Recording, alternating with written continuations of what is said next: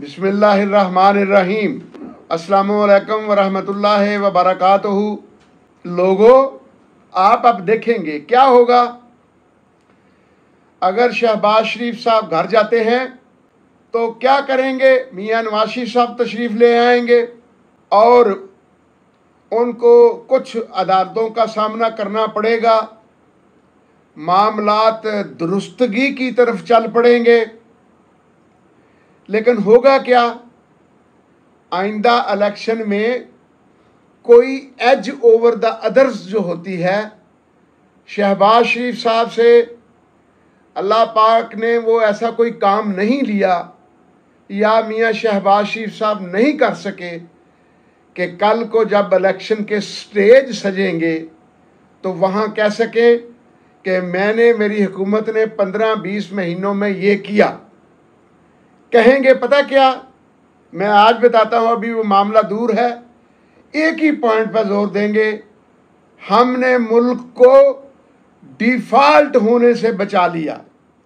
आपने मुल्क को तो डिफ़ॉल्ट होने से बचा लिया, लेकिन 12-14 करोड़ अवाम जो सफ़ेद पोश थे उन तमाम को डिफ़ॉल्ट कर दिया। उन तमाम के गले कट गए, उन तमाम की इज्जतें मजरूह हो गई, तो जिंदा कब्र में दफन हो गए।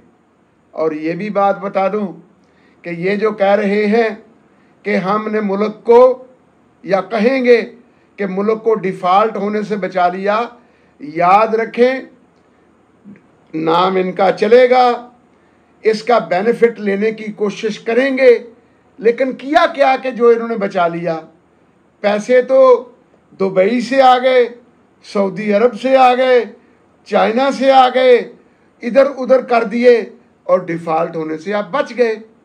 लिहाजा मैं पहले भी किसी अपनी वीडियो में कह चुका हूँ कि ये क्रेडिट इस दरमियान वाली हुकूमत को नहीं जाता कि इन्होंने मुल्क को डिफ़ॉल्ट होने से बचाया है, बल्कि क्रेडिट तो अगर सोचा जाए तो फिर हमारे वो बरादर ममालिक जो हैं उनको जाता है कि उन्होंने हम पर एतबार किया, हमें डॉलर दिए और हम वो अदा करके अपनी जान खलासी कराई। हमने चाइना, जिसने सबसे बड़ा किरदार अदा किया कि हम इस डिफ़ॉल्ट से बच सकें, क्यों किया उसने? इसलिए कि 56 अरब डॉलर जब सी पैक पर वो इस मुल्क की ज़मीन पर झोंक चुके हैं, जिसमें गवादर भी शामिल है, कुछ बिजली घर भी शामिल हैं, और 26 अरब डॉलर वो मज़ीद झोंक रहे हैं कि रेलवे की दोहरी पटड़ी बढ़ेंगी पेशावर से कराची तक। तकरीबन ये 80-90 अरब डॉलर बन जाते हैं।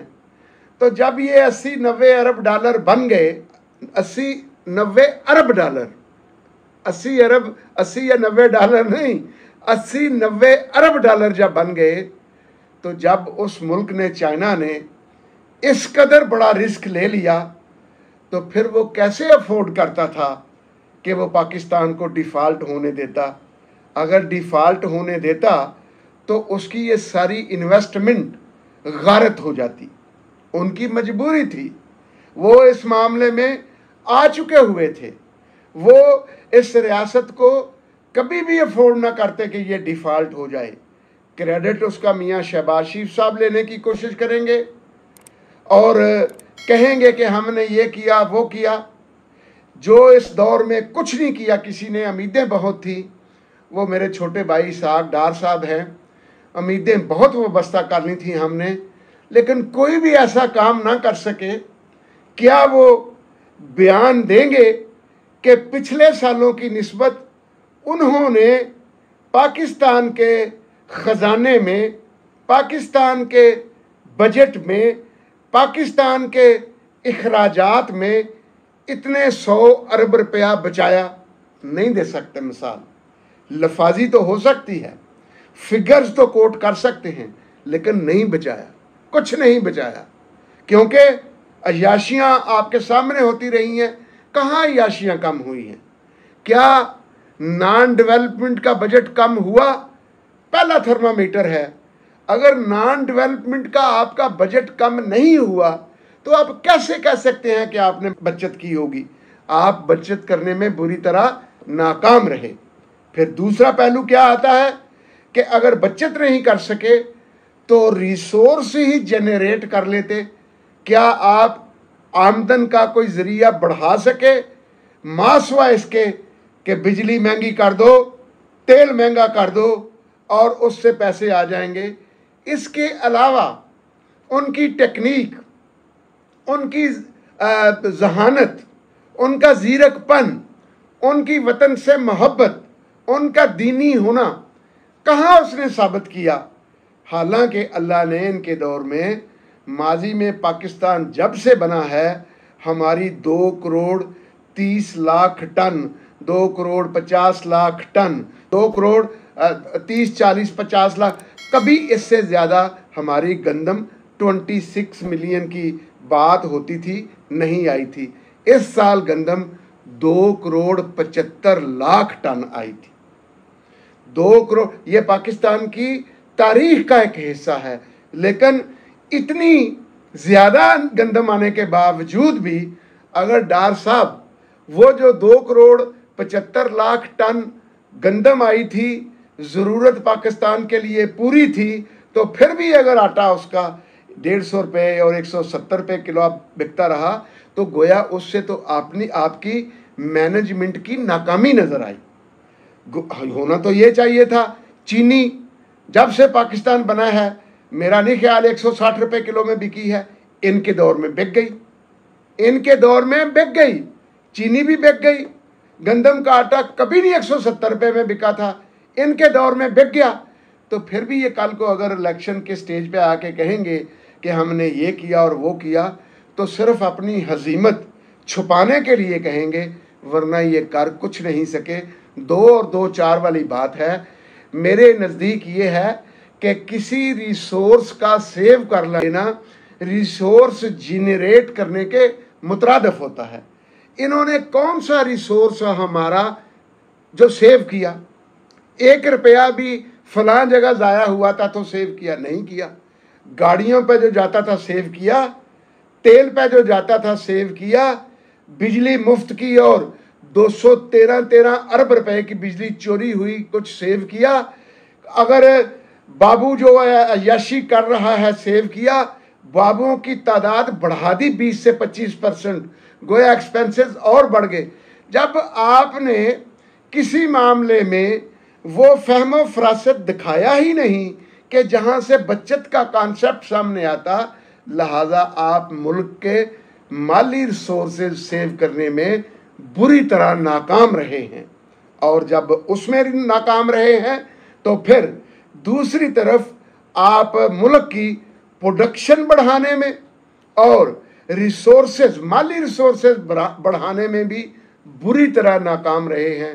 सिर्फ ये किया कि कर्जा, जैसे मैंने अर्ज़ की कि दुबई से ले लिया, सऊदी अरब से ले लिया, चाइना से ले लिया और वो अदा करके तो ये कह देना कि हमने मुल्क को डिफ़ॉल्ट होने से बचा लिया, ये कोई क्रेडिट नहीं है। और कौम अब इसको समझती है। अब भी मेरी कौम, ये वक्त है, सोचो। मैं नहीं कहता कि इमरान खान साहब बुरे हैं, लेकिन इमरान खान साहब के पास अभी वो अल्लाह पाक ने जहानत उनको वो अता नहीं फरमाई। वो वहम में रहते हैं, दकियानूसी ख्यालात हैं, फूंकों पर एतमाद है, तावीज़ों पर एतमाद है। ऐसे बंदे रियासत को लेके चल नहीं सकते। जिस तरह मेरे मुल्क की यूथ उनके साथ जुड़ी थी, खुदा की कसम वो इनकलाब पैदा कर देते। कैसे? अपने 3-4 साल दौर में हर दुनिया के मुल्क में अपना बंदा भेजते, 20 से 30 लाख नौजवान एक्सपोर्ट करते, कुछ ना करते, 20 से 30 लाख नौजवान एक्सपोर्ट करते। उनकी जाने की टिकटें, आने की टिकटें स्टेट बर्दाश्त करती, उनके वीज़े की फीसें हुकूमत बर्दाश्त करती। जब वो अपने घर वालों को पैसे भेजने लगते तो उनका प्रोसीजर ये होता कि इस अकाउंट में के ज़रिए आप भेजेंगे, आप अपने टिकटों के, वीज़ों के, जाने आने के अखराजात 10% सालाना या 20% सालाना के हिसाब से एडजस्ट करना शुरू कर देते। पाकिस्तान जिसका आज 1 करोड़ बंदा बाहर के ममालिक में है, अगर वो 2 करोड़ हो जाए तो मेरे मुल्क में 30 अरब डॉलर जो सालाना मेरे बाहर रहने वाले भाई भेजते हैं, वहाँ 60 अरब डॉलर हो जाता, और 60 अरब डॉलर हो जाता, मेरी इंपोर्ट और एक्सपोर्ट का फ़र्क ऑटोमेटिकली ख़त्म हो जाता, प्रोडक्शन मेरी दूसरे नंबर पे आ जाती। लेकिन किया नहीं किया। किसी भी पाकिस्तान में नौजवान को क्या फ़ायदा पहुंचाया इमरान खान साहब ने 3.5-4 साल में? क्या फ़ायदा पहुंचाया आप मुझे बता दें। माशा अपने अजीज़ों करबा के, लिहाजा खान साहब से भी लोग जो जुड़े हुए हैं अभी तक, वो यार इस तरह की कहानियाँ अब छोड़ दे कि वहाँ कीड़े देखे गए हैं, यहाँ मच्छर देखे गए हैं, यहाँ तस्वीर देखी गई है, यहाँ ये इमेच्योरिटी की बातें होती हैं, ये छोटे ज़हन की बातें होती हैं। लीडर इन चीज़ों से बालातर हो जाया करते हैं। मेरे पीटीआई भाइयों, आप भी इन चीज़ों से बालातर होकर अपना सियासी मुस्तकबिल अब किसी ऐसी जमात में ढूंढने की कोशिश करें जो आपसे मुखलस हो, और जो ऐलान करे इलेक्शन में कि वो 30 से 40 लाख नौजवान को बाहर के ममालिक में, फ़र्ज़ करो वहाँ तनख्वाह आपकी 1 लाख रुपया लगती है, तो हुकूमत उस 1 लाख में 20,000 रुपया या 25,000 रुपया खुद डाल के बेरोज़गारी अलाउंस का उसके घर में पैसे देने शुरू कर देगी। और जब वो इस सतह पर पहुंचेगा कि उसकी तनख्वाह अच्छी हो गई है, इसका मेरे पास एक मॉडल है, वो बताया जा सकता है। लेकिन आपको नौजवानों को इस्तेमाल करना होगा इस तरह कि वो मुल्क के लिए भी मुफीद बन सके, रियासत के लिए भी मुफीद बन सके, हमारे माली मामलात को भी बेहतर कर सके, हमारे खसारे को भी ख़त्म कर सके, और हम IMF या वर्ल्ड बैंक या दूसरे इदारे जिनके चुंगल में फंसे हुए हैं, उनके कर्जे भी अगले 5 से 10 साल में अदा कर सकें।